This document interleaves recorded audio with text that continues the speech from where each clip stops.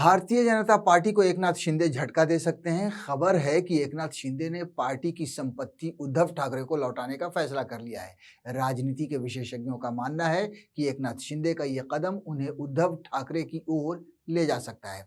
दरअसल महाराष्ट्र विधानसभा चुनाव 2024 के बाद राज्य की राजनीति में बड़ा बदलाव आया है। एकनाथ शिंदे जो पहले महाराष्ट्र के मुख्यमंत्री थे, अब उप मुख्यमंत्री बन गए हैं और उनकी जगह बीजेपी के देवेंद्र फडणवीस ने सीएम की कुर्सी संभाल ली है। बताया जाता है कि यह बदलाव एकनाथ शिंदे की मजबूरी की वजह से हुआ। महायुति की जीत के बाद एकनाथ मुख्यमंत्री बनना चाहते थे, मगर बीजेपी को गवारा नहीं था। एकनाथ शिंदे ने बीजेपी के साथ मिलकर महायुति गठबंधन के बल पर न सिर्फ शिवसेना को तोड़ दिया, बल्कि उद्धव ठाकरे की शिवसेना की सरकार, पार्टी और चुनाव चिन्ह तक छीन लिया था। इसके कारण उन्हें अपनी पार्टी बनाने और उसे मजबूत करने का मौका मिला, लेकिन अब वे बीजेपी के अधीन हो गए हैं। हालांकि एकनाथ शिंदे के पास अभी भी कुछ ऐसा है जिस पर बीजेपी का हक नहीं है। 2022 में जब उन्होंने शिवसेना से बगावत की और उद्धव ठाकरे से सब कुछ छीन लिया, तो चुनाव आयोग ने शिवसेना की पार्टी और चुनाव चिन्ह भी उन्हें दे दिया था। अब खबर है कि एकनाथ शिंदे ने बड़ा फैसला लिया है कि वे शिवसेना का पैसा उद्धव ठाकरे की शिवसेना को लौटाएंगे। यह फैसला उद्धव ठाकरे को हैरान और बीजेपी को परेशान करने वाला हो सकता है।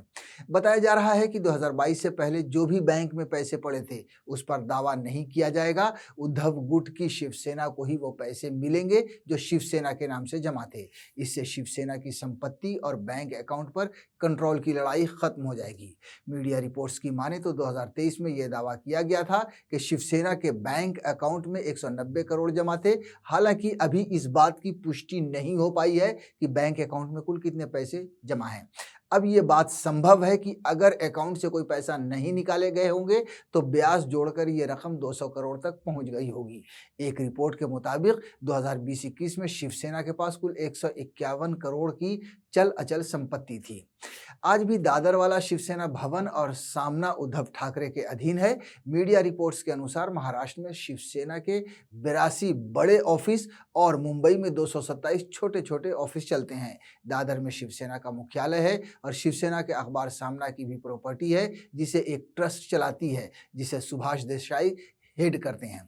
इसके सदस्यों में उद्धव ठाकरे, उनकी पत्नी रश्मि ठाकरे, अरविंद सावंत शामिल हैं।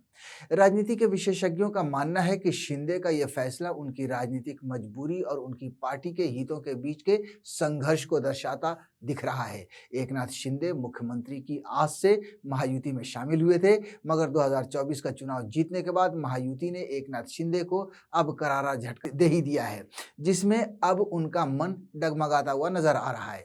अब यह भी हो सकता है कि आने वाले दिनों में वो पार्टी का चुनाव चिन्ह भी वापस करने के बारे में विचार करें या फिर उद्धव ठाकरे के साथ समझौता कर वापस जुड़ते हुए नजर आए।